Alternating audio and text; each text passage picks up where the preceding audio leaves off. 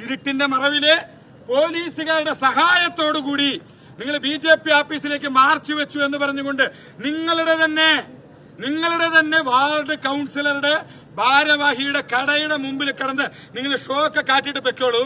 പക്ഷേ നട്ടലിനുറപ്പുള്ള ഏതെങ്കിലും ഒരുത്തൻ, നിങ്ങളുടെ കൂട്ടത്തിൽ നട്ടലിനുറപ്പുള്ള ഏതെങ്കിലും ഒരുത്തൻ ഞങ്ങളുടെ ആഫീസിന്റെ മുമ്പിൽ വന്ന് നിന്നു കഴിഞ്ഞാൽ പിന്നെ ബാക്കി ഞാൻ പറയുന്നൊന്നുമില്ല. കാരണം ഞങ്ങളുടെ ആഫീസിനെ എങ്ങനെ സംരക്ഷിക്കണമെന്ന് ഞങ്ങൾക്കറിയാം. അത് നിങ്ങളാരും പഠിപ്പിച്ചു തരേണ്ട ആവശ്യമില്ല.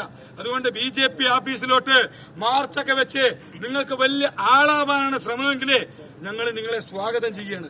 നിങ്ങൾ ധൈര്യമായിട്ട് BJP ഓഫീസിലേക്ക് കയറി വന്നോ. ഇന്ന് കൊണ്ടുവന്നതിനേക്കാൾ കൂടുതൽ ആളുകളെ കൂട്ടി വന്നോളൂ. ഞങ്ങൾക്ക് ഒരു വിഷയമില്ല. ഇനി നിങ്ങളുടെ കാലാമുതിർന്ന നേതാക്കന്മാർ ഇവിടെ വന്ന് നിന്നാലും BJP പ്രവർത്തകന്മാരുടെ രോമത്തിൽ തൊടാനുള്ള ആർജവം പോലും നിങ്ങൾക്കുണ്ടാവില്ല എന്ന് ഓർമ്മിപ്പിച്ചുകൊണ്ട് തൽക്കാലം ഞങ്ങൾ ഈ പ്രതിഷേധവുമായി മുന്നോട്ട് പോകാൻ തന്നെയാണ് ഞങ്ങളുടെ തീരുമാനം.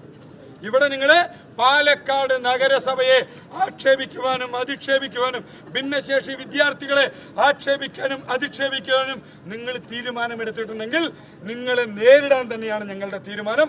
അതൊന്നും നിങ്ങളുടെ ഭീഷണിയോ മാർച്ചോ ഒന്നും ഇവിടെ വിലപ്പോവില്ല. ഞങ്ങൾ ധൈര്യമായി മുന്നോട്ട് പോയിക്കൊണ്ടിരിക്കുന്നത്.